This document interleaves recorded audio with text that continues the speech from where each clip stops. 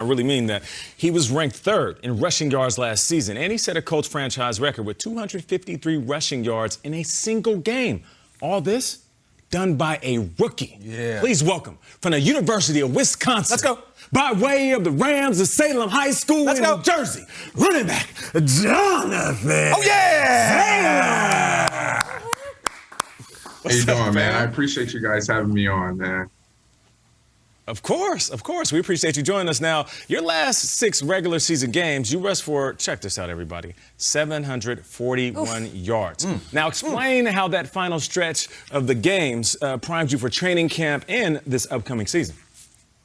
Yeah, it really primed me, just catapulted me into the offseason, understanding that, that's going to be the expectations now from my coaches and teammates. I mean, you put those things on film. They say your film is your resume. So now that my teammates are expecting that out of me, my coaches are catapulting me into the offseason to continue working and training to try and come into this training camp being able to be prepared and pick up where I left off.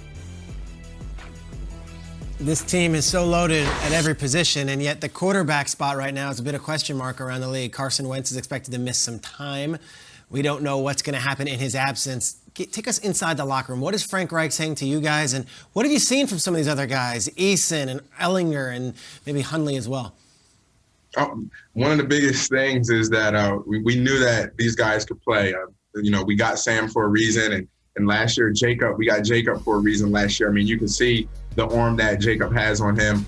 They've both been competing, playing well in training camp. I mean, some of the plays these guys are making, you're like, yeah, that's an NFL caliber quarterback right there. So it's really exciting just to watch those 3 guys go at it. But like I said, we're going to take it one day at a time, making sure that each of those guys feel comfortable in the huddle, and that's our job. Guys who been here before, it's our job to make sure those guys feel comfortable so they can go out there and let their talents take over. Well said, Jonathan. Listen, we here at Good Morning Football love Quentin Nelson. We love him. We are wishing him all the best, hoping he gets healthy, returns from that foot surgery as soon as possible, as I'm sure you are as well. Yeah. But there's this narrative out there that you're not going to be successful without him out there paving the way for you. And as a guy who put up more rushing yards in a 3-year span than anyone in the entire history of college football, and who ran for 253 yards in a single game last year, how would you respond to anyone pushing that narrative? I would definitely respond to, Quentin is an amazing player. He's probably, he's the best guard in the National Football League. But, I mean, the entire line, the guys that we have up front, I mean, I don't know what kind of film that these guys have been watching, but our entire line up front, those guys are super smart, and those guys are very, very talented and gifted physically. So I would say I would have to deny those allegations, deny those claims, because, I mean, the room that we have up front is incredible. Okay. Here's your narrative right here, Taylor. You know what this is. Talk about it. This is a scepter. We give it to the angriest runner each and every week. And last fall, Tuesday mornings were just not the same without a Jonathan Taylor angry run. You were nominated 6 times, the most we've ever had in a season, before finally winning the scepter in Week 17. Mr. Taylor, please tell us what it means to you to get that scepter. And are you coming for another one this fall?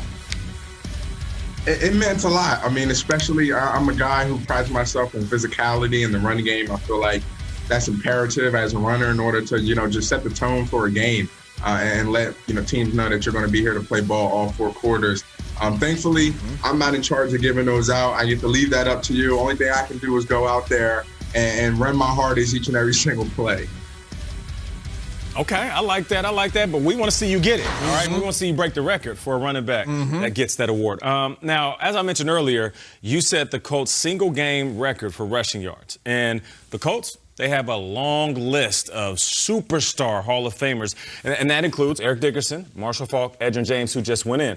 Now, those are some pretty big shoes to fill, and I know what you're going to say. You're going to say, listen, I'm going to just be the best me I can be. All I can be is Jonathan Taylor. But seeing Edgerrin go into the Hall of Fame and knowing what that history is like for Colts running backs in that organization, is that a motivation in itself to go out there and not just be a good running back, but maybe even the best running back in the NFL? It is. I mean, it was amazing. It was amazing to watch that, especially his story, the story behind it. I think that was the most powerful thing that came out of that. I mean, it was great that, he was inducted, but it was his story behind it and why he worked the way he worked, why he did the things that he did. But it's kind of similar to school. I mean, we have a great blueprint, a great map laid down in front of us from men who came before us, and it's up to us to follow that path. Of course, we're going to create our own few little diversions along the way, but it's just awesome. It's amazing, and I feel lucky and privileged to be in an organization that has such a great map, great blueprint set out in front of me in order for me to follow. It's awesome to hear that. I love your reference to the history of the Colts organization and your respect for Edge, and obviously Peyton went in as well. It was a very cool weekend for the Indianapolis Colts franchise, and you're going to carry that torch. Shifting gears, there's been Socrates, there's been Plato, there's been Aristotle, there's been Jonathan Taylor. We learned that you are a philosophy major at the University of Wisconsin. Is there anything you've learned from your studies or a famous philosopher or quote that you would think applies to the current state of the 2021 Indianapolis Colts? Really, I think the biggest thing that people, kind of misunderstand about philosophy is that, you're not specifically solving the world's problems or trying to eradicate, certain things. It's just critical thinking. And I feel like right now, that's what we have to do. We have to find a way to critically think on how can we get better each and every single day. How can we critically think in order to put our players in the best position for success each and every single week? So that's what I tell people all the time when they ask me about philosophy and, what necessarily is it? What do I want to do with it? It's really teaching you just how to critically think.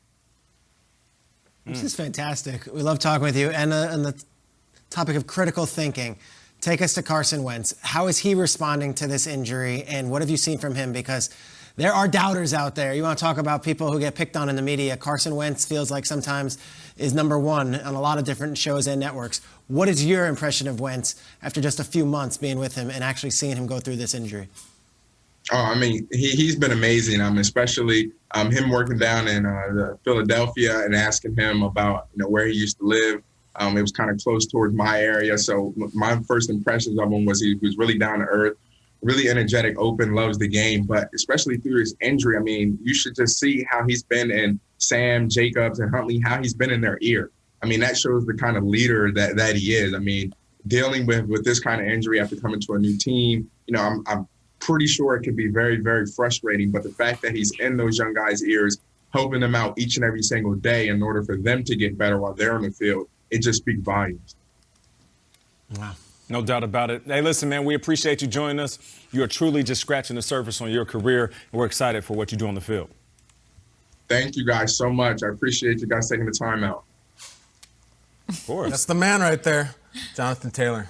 6 of these nominations. We're going to say goodbye to Jonathan Taylor, but I just saw a funny update this morning. I guess Dan Campbell just had a media session, and Danny Rogers, who is the Lions team reporter, says this shouldn't be surprising to anyone. There will probably be a viral clip of head coach Dan Campbell at his presser this morning demonstrating working at a chicken shack. That's the update. Campbell was doing something with a chicken shack. We need an NFL Network, breaking news, Dan Campbell press conference, beep, beep, beep, beep, beep, beep. Like, Jonathan Taylor could be giving a beautiful response on Carson Wentz and his rehab. Beep, beep, beep, beep, beep, beep, beep. We cut in live to Detroit to Dan Campbell cam, and he's doing a chicken shack thing. We're watching get one of these? Tracking it. Like the Truman Show. The Truman Show, right? Yes, Dan Campbell style. That's exactly it. So Bubble. how do we get the video? We're working on it. We have intrepid people. Clayton Holloway, get on it.